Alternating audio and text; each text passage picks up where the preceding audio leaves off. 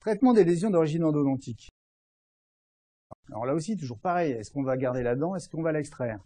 Traitement des lésions de grande étendue, oui, on va essayer de les traiter, avec toujours l'idée de préservation ou de régénération du capital osseux, et puis éventuellement, pourquoi pas, régénérer les dents au niveau implantaire. Alors vous allez voir que des lésions, elles sont quelquefois assez importantes. Là, on a une lésion qui est importante, on imagine bien qu'il y a une destruction des deux corticales, c'est très radio-opaque, radio-clair, et puis des dents qui franchement sont pas terribles. Qu'est-ce qu'on fait? Alors depuis un déplacement qui est étonnant. Qu'est-ce qu'on fait? Est-ce qu'on extrait? Ça veut dire d'emblée passage aux implants, ça veut dire greffe osseuse, complications, coût aussi. Est-ce qu'on garde les dents? Elles sont quand même pas terribles. Là, il y a une discussion qui est intéressante, parce que quand je vous disais, on est à la frontière de la discussion, est-ce qu'on met des implants, est-ce qu'on extrait, mais ça veut dire greffe osseuse ou, pourquoi pas, utiliser ses dents. Alors, endo ou implant? Bon, c'est clair que quand on voit ça, on pense à extraction. Inversement, quand je vois ici une petite crête osseuse et un petit support ici, ben, je me dis qu'il y a peut-être quand même quelque chose à tenter. Alors, j'ai tenté de conserver la dent, j'ai repris le traitement endodontique. Là a été mis des tenons un peu étonnants, mais j'y suis pour rien.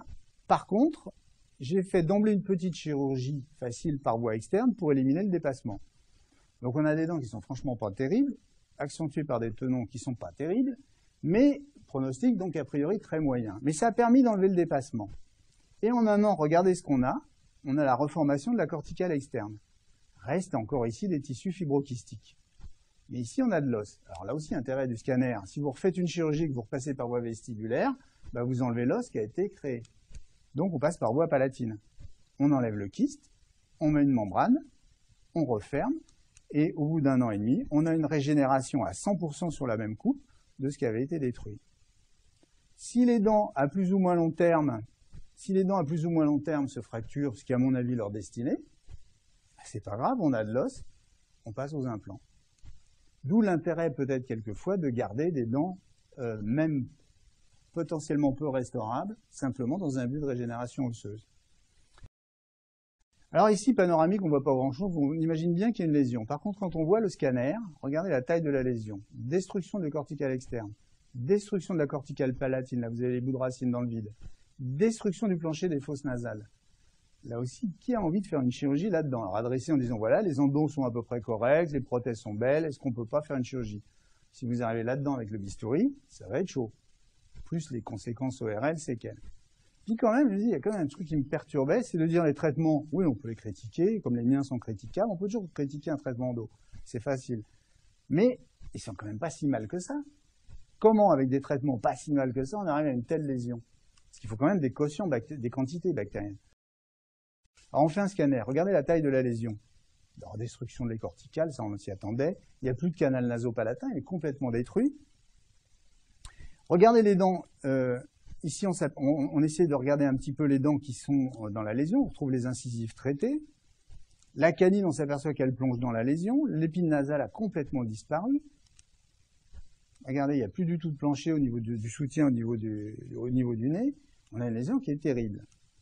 Alors, je teste la canine. La canine est nécrotique. Je m'aperçois qu'elle est dans la lésion. Elle est nécrotique. Regardez, simplement en traitant la canine et décompression du kyste, c'est-à-dire une incision, et puis en balançant un peu d'ultrason. Un an après, regardez, la corticale se reforme, le canal nasopalatin se reforme. Qu'est-ce qu'on fait? Ben, on laisse, on attend, on fait rien. Regardez à 2 ans, tout s'est reformé, le canal nasopalatin.